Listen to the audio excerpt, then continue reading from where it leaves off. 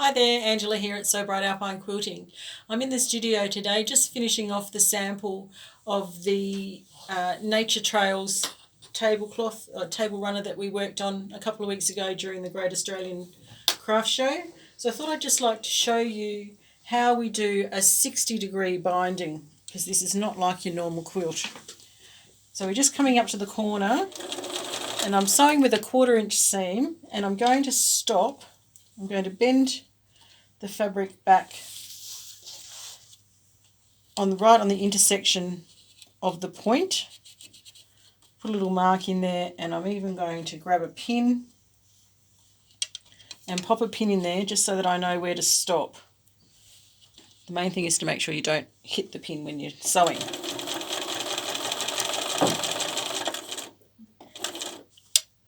One more stitch, one more, take the pin out and just reverse.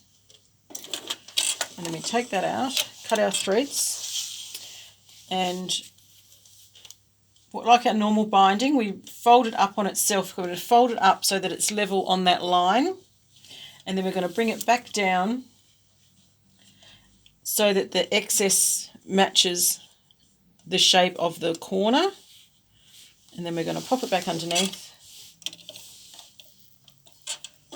start again, reverse, and we're going to sew down to this seam.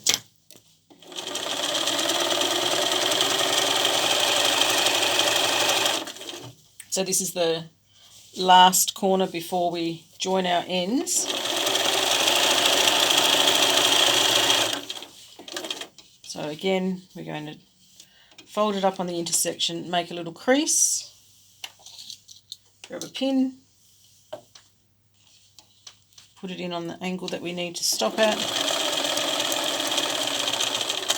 stitch up to it, reverse, and finish for that one.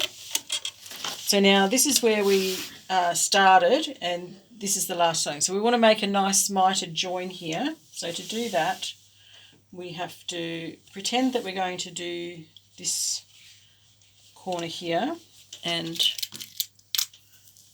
pop a pin in there. It'd be easier if I bring it up onto the table for me to stand up and do it. So we're going to find the midpoint between these two corners here. So we come in to where about the mid is, and we fold back the binding on the top and make a crease. We bring the other one up to meet it, and we fold that back with a crease. We grab a pin, put the left one over the top, put the pin through the intersection of our crease, and then the same on the other side. So I'll hold the right one up and we pop that in to there, and then we turn it at 90 degrees so that our strips are crossways. Pop our pin in there, and we're going to sew across that seam there. Probably just put in another pin just to keep it there.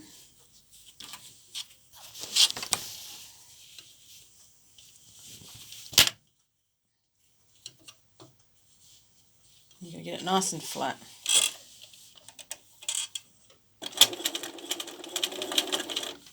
Hope that the machine doesn't have a wobbly while we're trying to do it.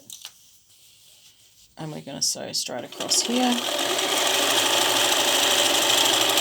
If you're worried about you're not going to get it in the right place, you can always draw a line in a pencil. So then we just make sure that we've got it right, flatten it out, see that we've got it right. That looks like it's going to sit nice and flat, so then we can cut away the excess in here.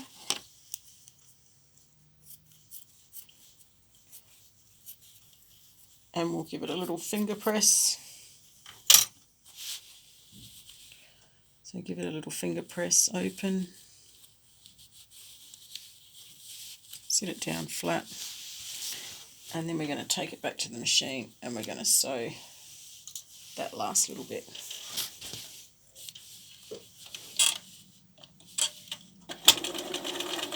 Starting off with a little reverse, making sure it's going to sit nice and flat.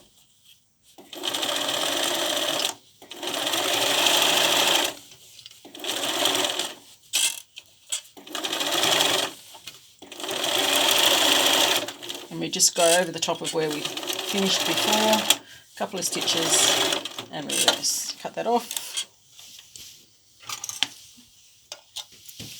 Trim up our little dog ears here because we don't need those. And now we can turn to the other side. So we'll come back up on the table and I'll just show you a couple of bits that I've done here on the other side. So as we would take this to the iron and we would give it a press, and then you can start to roll the edge over onto the front, and you can either pin it with a pin. And if you do it with a pin, it's easy to feel that your pin is going to hit on the other side of your binding because we don't want to run over the binding. Or you can use our nice little bright clips. I sometimes use these as well if I don't want to, especially if it's a white quilt. If it's a white quilt, I would definitely use these because you don't want to prick yourself. So as we come up to a corner,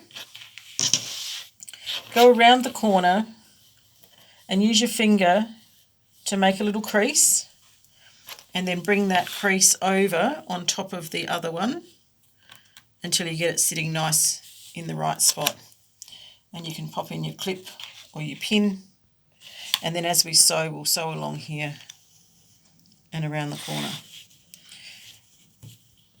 So it gives you the appearance of that mitered corner, but it's on a 60 degree instead of a 90 degree like we would normally do with our quilts. So there you go. We'll have the pattern hopefully for this one once I finish it. It'll be up on the website and we'll have kits available, and this was called Nature's Window, and I think we're going to call it Nature's Trail Table Runner. Thanks for watching. Catch you later. Bye-bye.